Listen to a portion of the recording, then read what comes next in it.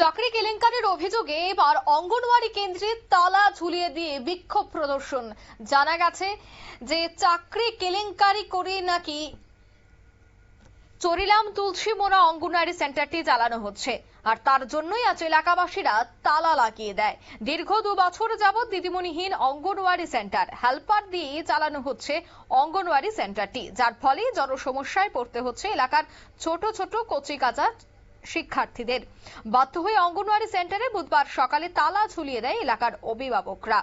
অঙ্গনওয়াড়ি চাকরি প্রদানে সমাজ কল্যাণ দপ্তরের চরম অভিযোগ তারা তুলেছেন এবং বলছেন যে দুর্নীতি হয়েছে, যার জন্যই এই অঙ্গনওয়াড়ি কেন্দ্রে নিয়োগ প্রক্রিয়া বন্ধ। এলাকায় 4 জন আবেদনকারী থাকলেও বাইরে থেকে অঙ্গনওয়াড়ি চাকরি প্রদানের চেষ্টায় ক্ষুব্ধ এলাকাবাসীরা।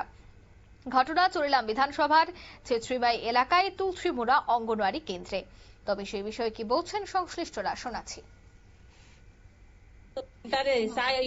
আজকা 2 বছর ধরে কোনো দিদিমণি নাই, না থাকার পরে যে আমাদের এই স্কুলে 60 জন আমাদের ইন্টারভিউ দিছিল, তো ওখানে যে কথা ছিল যে আমাদের যে ওয়ার্ডের অঙ্গনওয়াড়ি সেন্টার এই সেন্টারের এই ওয়ার্ডের লোক নিয়োগ করার কথা ছিল, সরকারি নিয়োগ।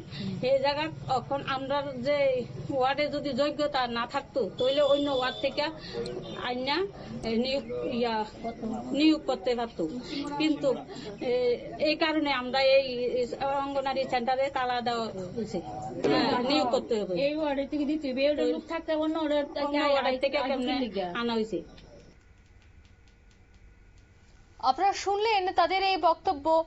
দিদিমণি নিয়োগে তালবাহানার অভিযোগ তারা তুলেছে এবং জানাচ্ছেন যে চরিলাম তুলসীমোড়া অঙ্গনওয়াড়ি কেন্দ্রে প্রতিবাদে তারা সামিল হয়েছে এবং স্বচ্ছতার সাথে নিয়োগের দাবিতেই আজ তারা সরব হয়েছে।